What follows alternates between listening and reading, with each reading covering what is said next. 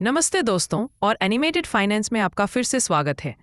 क्या आप एक ऐसा तरीका जानना चाहते हैं जिससे आपके बैंक अकाउंट में सोते सोते भी पैसा आता रहे? एक ऐसी कमाई जिसके लिए आपको हर रोज शेयर खरीदने बेचने की जरूरत नहीं। आज हम बात करने वाले हैं पैसिव इनकम के एक सबसे पुराने और भरोसेमंद तरीके के बारे में, डिविडेंड, जिसे हिंदी में लाभांश भी कहते हैं। इस वीडियो में हम डिविडेंड की ए टू जेड जानकारी लेंगे। ये क्या है, ये कैसे काम करता है, डिविडेंड देने वाली अच्छी कंपनियां कैसे चुनें और इस कमाई पर आपको टैक्स कैसे देना होता है, सब कुछ बिल्कुल आसान भाषा में। सबसे पहले ये समझते हैं कि डिविडेंड आखिर है क्या। कल्पना कीजिए कि आपने किसी कंपनी, मान लीजिए भरोसा लिमिटेड, में 100 शेयर खरीदे।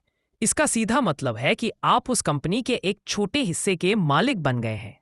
अब भरोसा लिमिटेड अपना कारोबार करती है, सामान बेचती है और साल के अंत में प्रॉफिट कमाती है।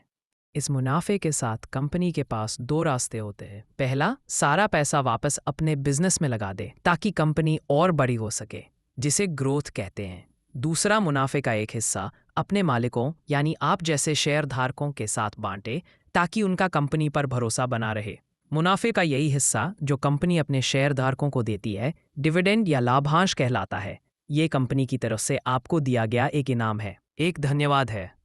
डिविडेंड मुख्य रूप से दो प्रकार के होते हैं। पहला और सबसे आम है कैश डिविडेंड। इसमें कंपनी हर शेयर पर एक निश्चित रकम देती है। मान लीजिए भरोसा लिमिटेड ने प्रति शेयर 10 रुपए का डिविडेंड घोषित किया और आपके पास 100 शेयर है, तो आपको 1000 रुपए सीधे आपके बैंक अकाउंट में मिल जाएंगे। दूसरा है स्टॉक डिविडेंड। इसमें कंपनी आपको पैसे की जगह अपने और शेयर दे देती है। जैसे कंपनी कह सकती है कि हर 20 शेयर के बदले हम आपको एक अतिरिक्त शेयर देंगे। ये उन निवेशकों के लिए अच्छा है जो कंपनी में अपनी हिस्सेदारी और बढ़ाना चाहते हैं। इनके अलावा स्पेशल डिविडेंड भी होता है जो कंपनी किसी खास मौके पर, जैसे कोई बड़ी डील होने पर, एक बार देती है। दोस्तों, डिविडेंड का पैसा कब और किसे मिलेगा, ये 4 महत्वपूर्ण तारीखों पर निर्भर करता है। इन्हें समझना बहुत जरूरी है, वरना आप डिविडेंड से चूक सकते हैं।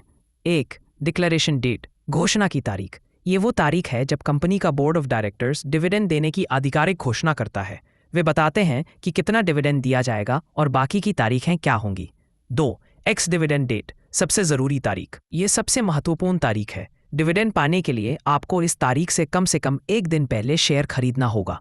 अगर आप एक्स डिविडेंड डेट या उसके बाद शेयर खरीदते हैं तो डिविडेंड आपको नहीं बल्कि शेयर बेचने वाले को मिलेगा। 3. रिकॉर्ड डेट, ये वो तारीख है जब कंपनी अपने रिकॉर्ड्स चेक करती है कि कौन कौन उसके शेयर होल्डर हैं।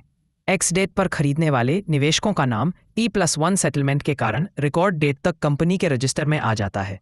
आपको बस एक्स डेट का ध्यान रखना है। 4. पेमेंट डेट, भुगतान की तारीख। ये वो तारीख है जब कंपनी डिविडेंड का पैसा आपके बैंक अकाउंट में भेजती है। हर डिविडेंड देने वाली कंपनी अच्छी नहीं होती, तो अच्छे डिविडेंड स्टॉक कैसे चुनें? इसके लिए 2 महत्वपूर्ण चीजें देखें। पहला, डिविडेंड यील्ड। ये बताता है कि शेयर की कीमत के मुकाबले आपको कितना प्रतिशत डिविडेंड मिल रहा है। उदाहरण के लिए, एक शेयर का भाव 200 रुपए है और वह साल में 10 रुपए का डिविडेंड देता है, तो उसकी यील्ड हुई 5%। ये एफडी से बेहतर रिटर्न है।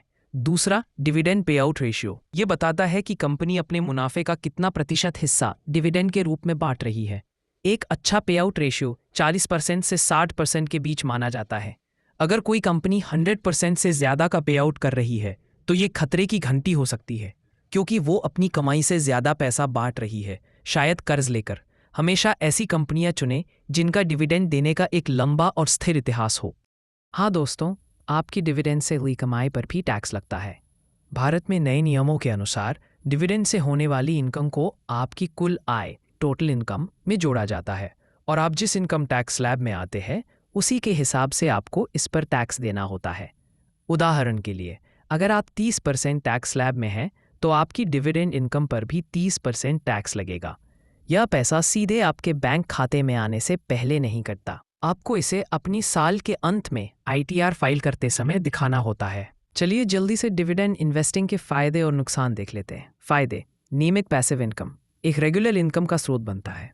बाजार की अनिश्चितता में सहारा, जब मार्केट गिर रहा होता है तब भी डिविडेंड से कुछ रिटर्न मिलता रहता है।